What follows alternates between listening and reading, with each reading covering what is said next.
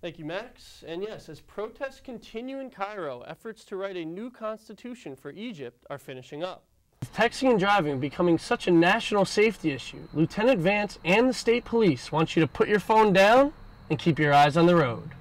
Gaining hands-on experience through internships is important to any graduating college student. With the New Haven homicide rate down 60% from last year, it is clear that certain gun safety procedures, such as the gun buyback program, are working.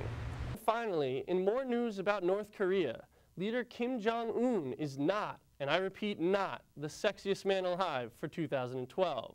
People are beginning to wonder if we should bring our electricity underground. That noise is heard in cars everywhere.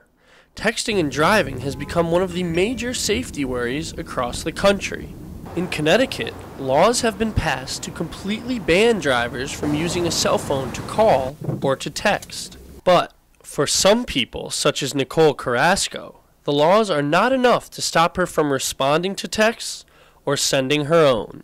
Yeah, I text and drive all the time. Texting and driving may not seem like a big deal, but statistics show that sending or receiving a text takes a driver's eyes off the road for an average of 4.6 seconds, which is equivalent to driving blind at 55 miles per hour for the length of an entire football field. That danger is the main reason why Lieutenant Paul Vance says that when somebody gets behind the wheel of a vehicle, they have to literally understand they are in control of a weapon that can harm them, a passenger, or others. Cassidy Hansen, a young driver herself, seems to already understand how dangerous texting behind the wheel can be. I think that's very dangerous because while you're on the phone, you're not paying attention to the road and what's going on around you. In 2011, 23% of car accidents in the U.S. involve cell phones. That equals to 1.3 million crashes. So if the dangers are that obvious, why do people continue to do it? Most of the time I'm just driving, and if a car in front of me is going slow and I see the message pop up, I just feel compelled to respond back. With texting and driving becoming such a national safety issue, Lieutenant Vance and the state police want you to put your phone down and keep your eyes on the road. Joseph Kopser, Q30 News. A lot of people in Westfield, New Jersey found nothing happened when they flipped the switch. In fact, nothing happened for more than a week. That's after Hurricane Sandy hit the town, knocking down power lines and electricity. We were out of power for about 10 days. The Westfield Leader newspaper reported that at the height of the storm, more than 80% of public service electric and gas customers were in the dark. While residents attempt to rebuild and recover, many are trying to figure out what to do in order to keep the power on during future storms. Rick Lesner, the owner of Lesner Electric, a local company that focuses mainly on commercial electricity, understands the importance of planning for the future. And we're having windstorms that we've never had.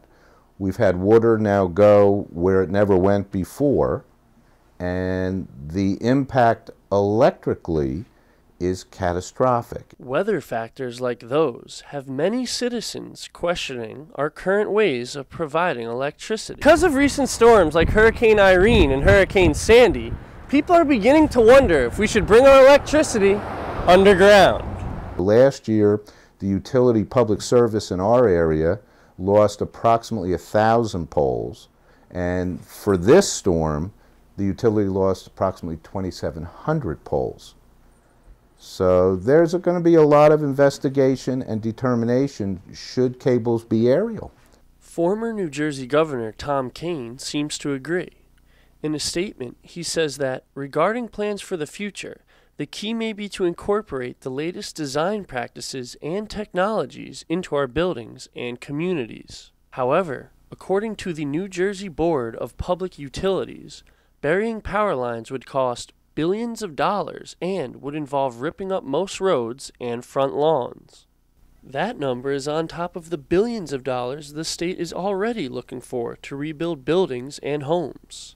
It looks like burying power lines will be a tough sell. Joseph Kopser, Q30 News. Welcome to Whitney Donut. We'll be right with you. It may be hard to notice a small place like Whitney Donut while speeding down the busy street of Whitney Ave.